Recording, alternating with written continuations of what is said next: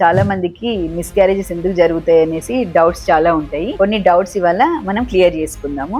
Doubts అనే దానికంటే అపోహలు చాలా మందికి ఉంటాయి. ఫస్ట్‌ది ఏంటంటే చాలా మంది ఏమనుకుంటారు, స్టెప్స్ ఎక్కి దిగితే అబార్షన్ అయిపోతదా అని అనుకుంటా ఉంటారు. యాక్చువల్‌గా స్టెప్స్ ఎక్కి దిగడం వల్ల మాత్రం అబార్షన్స్ అయితే కావు. సెకండ్ ఏంటి, ఏమైనా ఫ్రూట్స్ తింటే, పపాయ తింటే, పైనాపిల్ తింటే, ఇంకేదైనా ఫ్రూట్స్ తింటే అబార్షన్స్ అయిపోతేమో అనుకుంటారు.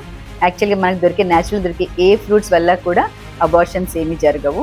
ఒకవేళ ఎక్కువ మోతాదులో పచ్చి పప్పడి పండుని ఎక్కువ మోతాదులో తీసుకుంటే మాత్రం కొన్నిసార్లు రిస్క్ ఉంటుంది. అదర్వైజ్ న్యాచురల్ గా దొరికే ఏ ఫ్రూట్స్ వల్ల కూడా అబార్షన్స్ జరగవు. మూడవది, చాలా మంది ఏమనుకుంటారు, వర్క్ స్ట్రెస్ వల్ల కావచ్చు, లేదా ఫ్యామిలీలో ఉండే చిన్న చిన్న ప్రాబ్లమ్స్, చిన్న చిన్న స్ట్రెస్ వల్ల కూడా అబార్షన్స్ అయిపోతేమో అనుకుంటుంటారు. అలా కూడా జరగదు. ఒకవేళ నార్మల్ రొటీన్ స్ట్రెస్ వల్ల ఏం జరగకపోవచ్చు, కానీ ఒకవేళ మీరు కంటిన్యూస్ గా త్రూ అవుట్ ద 9 months అంతా కూడా స్ట్రెస్ లో ఉంటే మాత్రం అది బిడ్డ పెరుగుదల మీద, గ్రోత్ మీద ఖచ్చితంగా ఎఫెక్ట్ చేస్తుంది. కాబట్టి అబార్షన్స్ కి చాలా రీజన్స్ ఉన్నాయి, ఇది మాత్రం కావు. ఆ అబార్షన్స్ కి సంబంధించిన రీజన్స్ చెప్పడానికి నేను ఇంకొక వీడియో తయారు చేస్తాను. Stay healthy Nizamabad. I'm doctor Sujatha Bandari, Vijayalakshmi hospital.